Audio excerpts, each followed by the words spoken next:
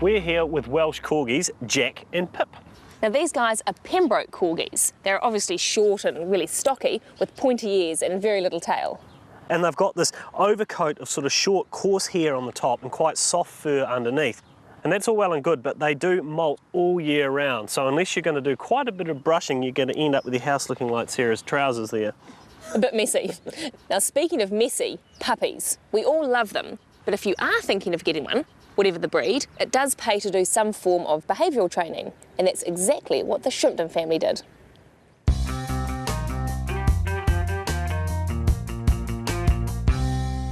Today I'm here to meet Victoria and Kent and their lovely little Labrador Inca. Hey, what a lovely dog. How long have you had her? We've had her about 2.5 months, so she's 17 weeks now. So Victoria, have you ever owned a dog before? Yeah, I did. I had a Dalmatian when I was younger, and she lasted about 5 days. Okay.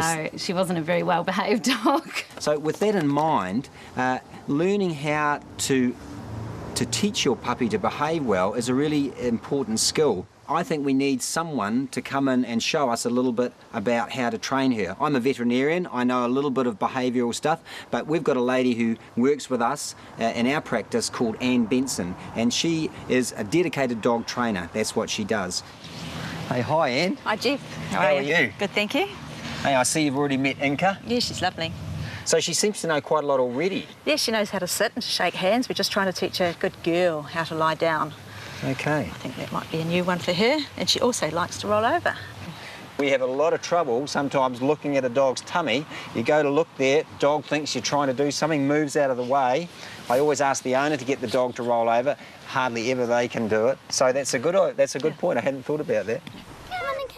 As Victoria and Kent's 3 girls are finding out, growing up with a puppy is one of the most wonderful experiences a family can have, especially if they can be part of the pup's training. Kent is up first for some pointers from Anne. Well, I'm quite impressed with this little puppy. Would you like to teach her how to roll over? Yeah, that'd be great. All right then, so first of all we've got to start by getting her to lie down. So if you show her that you've got a treat, Okay, Inca. get her to sit first, probably Sit, the best thing. sit. Good Good girl. girl. Now with the treat, put it on her nose and bring it down to the ground very slowly. And give her a treat when she lies down, because that's new to her as well. Do I say the word when I... Yep, there you go. So And tell her down. she's a good girl. Good girl. Now have you got another treat there in your hand? Yep. Okay, so bring it up and over Down. Roll over. and bring it all the way. Roll over. Good girl. Good girl. Well, I didn't expect that to be so easy. What's the secret, Anne? Just moving your hand in the right position. Wherever your hand is, pretty much your head's going to follow it, the rest of her body will follow. So just taking it slowly, giving her time to think about what she's doing and just rewarding at the right moment. Great. So the treat helps you recognise she's done the right thing. Yes. Cool. As soon as she understands the exercise, we want to remove the food as quickly as possible, because you don't want to be reliant on food Right. to have her do everything for you. So you'd end up with a big, fat, obedient dog. So now it's Caitlin and Inca's turn for some puppy training advice. Put the treat on the ground and put it around here to her waist. Let her follow it. That's it. Slowly, slowly. Oh, back to front roll over. Very good. Look at that. And now you want to get her to stand up. So put the treat on her nose. That's, oh, clever. Very good. Now can you get her to sit? Sit. Sit. Good. Now do you want to get her to lie down? Put the treat on her nose, bring it down to the ground. What an amazing first lesson. She did amazingly well. But how much is too much, do you think, for a little puppy like this, Anne? Oh, 2 to 3 minutes at a time is plenty. I love the way Caitlin just picked up the same technique so quickly. It's good, isn't it, to include the whole family so that the dog learns that everybody in the family has control over them, you know, not just dad or mum. I thought that was wonderful. That's it. There she's sitting. Good. Thank you very much for coming today, Anne. It's been wonderful. I'm just so impressed how quickly you were able to get this little dog doing things. I mean, admittedly, she's a top pup, but that was really incredible. Well, Inca's got that rolling over pretty sussed, and these guys are really well behaved too.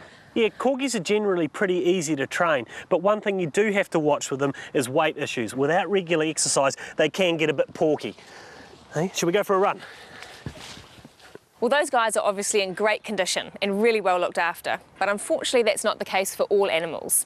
That's something the SPCA is working to change.